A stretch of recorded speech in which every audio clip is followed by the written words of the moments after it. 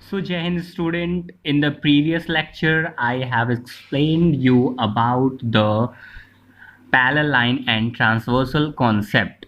Here I am with the questions for you. See, the first question is, in the given figure, AB is parallel to CD, find the value of X. You can see that AB is a line which is parallel to CD. AB line क्या है? CD के parallel है, ठीक है। और तुम्हें ये x की वैल्यू फाइंड आउट करनी है, राइट। तो मैंने इससे करेस्पॉन्डिंग एक फिगर ड्रॉ किया है, जहाँ पर हमने क्या किया कि एक लाइन हमने ड्रॉ कर दिया इन दोनों के बीच में। यू कैन सी दैट जहाँ पर ए बी है वो तो ऐसे ही है, सी डी भी एज इट इज़ है, करेक्ट। हमने क्या किया, एक लाइन ड्रॉ किया है M N, right. M N क्या है, ए बी और सी डी की पैरेलल लाइन गई हुई है। तो ए बी जो था वो सी डी के पैरेलल था ही। एक हम लाइन ड्रॉ कर रहे हैं एम एन, जो कि A B parallel to C D और उन दोनों के पैरेलल होगा M N, right. M N line is parallel to A B and C D. अब ध्यान दीजिए, हमें एक्स एंगल बताना था। एक्स क्या है, तो ये u एक एंगल मान लिया हमने, इसको मान लिया v। तो x एंगल जो होगा इन दोनों का सम ही तो होगा, क्योंकि x क्या है, ये पूरा यहाँ से लेकर यहाँ तक है ना। तो x will be x equal to u plus v. तो अगर हमें u की वैल्यू मिल जाए और v की वैल्यू मिल जाए तो इन दोनों को ऐड कर देंगे तो हमको x की वैल्यू मिल जाएगी। You can see that u plus 40 degree, u plus 40 equal to 180। क्यों? क्योंकि ये दोनों लाइन पैरेलल है ना। तो पैरेलल लाइन ट्रांसवर्सल के केस में क्या होता है, angle on the same side of transversal. ये दोनों एंगल क्या है, ट्रांसवर्सल की एक ही साइड में है, तो इनका सम क्या होता है 180, सप्लीमेंट होते हैं, राइट। तो u प्लस 40 इक्वल टू 180, क्योंकि angle on the same side of transversal, right. तो angle on the same side of transversal क्या होते हैं, सप्लीमेंट होते हैं। तो these two angles are supplement, इसलिए u प्लस 40 इक्वल टू 180। उसी तरीके से देखिए v प्लस 35 इक्वल टू 180 होगा, क्योंकि angle on the same side of transversal. तो v plus 35 equal to 180 degree, जो कि हमने यहाँ पे लिख दिया है, v plus 35 equal to 180 degree, right. Now you can see that यहाँ से हम u की वैल्यू निकाल सकते हैं। कैसे, 180 माइनस 40 कर देंगे, 180 माइनस 40 इक्वल टू 140। तो u की वैल्यू आ गई 140। दूसरा इक्वेशन क्या था, v plus 35 is equal to 180 degree. तो v की वैल्यू निकालने के लिए 35 रहेगा, 180 माइनस 35 इक्वल टू 145, राइट।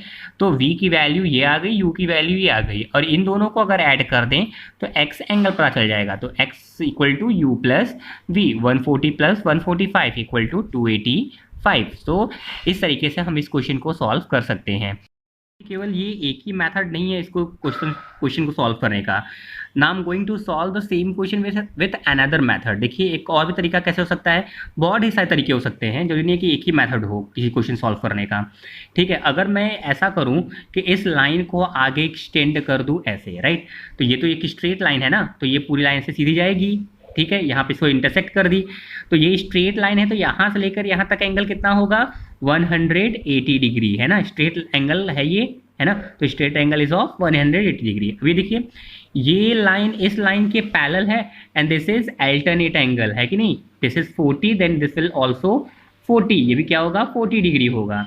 अब तीनों एंगल का सम क्या होता है, 180 डिग्री होता है। अगर ये 40 है और ये 35 है, तो ये वाला एंगल कितना आएगा, तो इसको निकालने के लिए 180 में से माइनस करेंगे इन दोनों का सम, यानी 40 प्लस 35 को सब्ट्रैक्ट कर देंगे, ठीक है।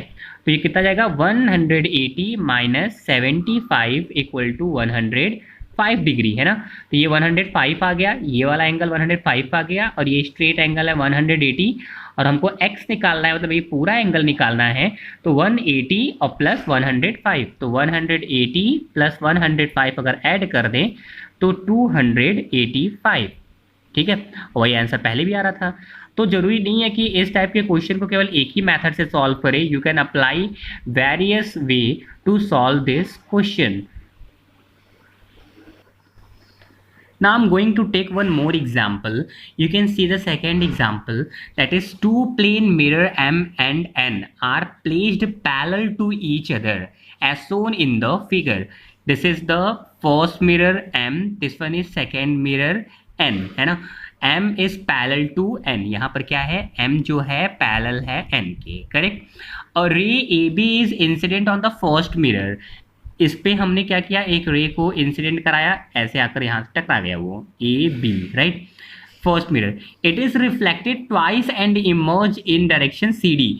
ये दो बार रिफ्लेक्ट हो रहा है, ए बी आया, बी पे से रिफ्लेक्ट होकर वापस गया, सी से रिफ्लेक्ट होकर वापस आया, राइट। तो यहां से रिफ्लेक्ट हुआ, first reflection and second reflected, इसलिए लिखा हुआ है twice, reflected twice and emerge in C D direction में वो चला गया, राइट। हमें प्रूव क्या करना है कि ये ए बी रे जो है वो सी डी रे के पैरेलल है ना। टू प्रूव, यहाँ पे प्रूव क्या करना है, to prove that A B ray is parallel to C D. अब ये प्रूव कैसे करेंगे, ये प्रूव करने के लिए हमने क्या किया है, पहले एक हम नॉर्मल ड्रॉ करते हैं, जहाँ पे इंसिडेंट हो रहा है रे वहाँ पे क्या करेंगे, एक नॉर्मल ड्रॉ करेंगे। I think you all know what is normal. Normal जो होता है वो प्लेन पे परपेंडिकुलर होता है, इसलिए B U is perpendicular on N and C V is perpendicular on M, इसलिए हमने क्या किया, नॉर्मल ड्रॉ कर दिया, ताकि इससे क्या हो जाएगा कि हम इंसिडेंट एंगल और रिफ्लेक्टेड एंगल को इक्वल कर पाएंगे। नॉर्मल ड्रॉ कर दिया, राइट। अब ये चीज़ ध्यान दीजिए, ये 90 डिग्री बना रहा है यहाँ पर, ये जो 90 डिग्री बना रहा है, राइट, और ये भी क्या कर रहा है, 90 डिग्री यहाँ पे बना रहा है, राइट। तो हमको पता है कि सी वी परपेंडिकुलर एम पर है ना, ये इसे परपेंडिकुलर है और ये इसे परपेंडिकुलर है, राइट। तो this line is parallel to this, तो हम लिख सकते हैं कि C V line is parallel to B U. क्यों, क्योंकि ये पैरेलल लाइन पे परपेंडिकुलर है, जब पैरेलल लाइन पे परपेंडिकुलर होंगे तो ये दोनों भी क्या होंगे, एक दूसरे के पैरेलल होंगे, राइट। अब अगर ये दोनों एक दूसरे के पैरेलल हैं तो ये क्या है, ट्रांसवर्सल की तरह काम करेगा, है ना, ये लाइन ट्रांसवर्सल की काम करेगा। तो ट्रांसवर्सल हो गया, it means angle 3 equal to angle 2, angle 2 equal to angle 3। क्यों एंगल 2 3 हुआ, अल्टरनेट एंगल। अल्टरनेट एंगल क्या होते हैं, इक्वल होते हैं, राइट। तो यहाँ पर 2 और 3 अल्टरनेट एंगल हैं, और पैरेलल लाइन ट्रांसवर्सल के केस में अल्टरनेट एंगल्स क्या होते हैं, आपस में इक्वल होते हैं, इसलिए 2 इक्वल टू 3।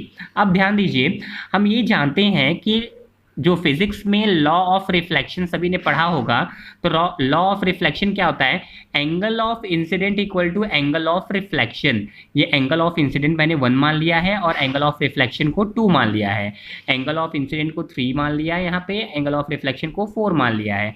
तो 1 जो होगा वो 2 के इक्वल होगा और 3 जो होगा वो 4 के इक्वल होगा, according to law of reflection. अब देखिए, अल्टरनेट एंगल ने बोला कि 2 एंगल 3 के इक्वल है और 1 2 के इक्वल है, 3 4 के इक्वल है, लॉ ऑफ रिफ्लेक्शन ने बोला।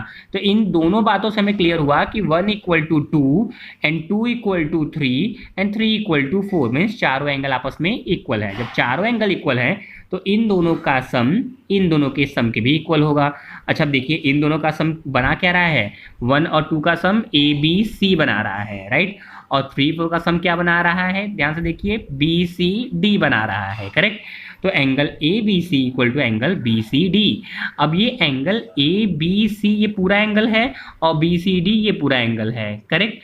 अब ध्यान दें, तो this is also alternate angle, है कि नहीं, ये ट्रांसवर्सल है, ये दो लाइंस हैं, ठीक है, ये अल्टरनेट एंगल्स बन रहे हैं, ठीक है, जेड फॉर्म कर रहा है ना, इस तरीके से देखिए, ये अल्टरनेट एंगल कहलाएंगे, ठीक है।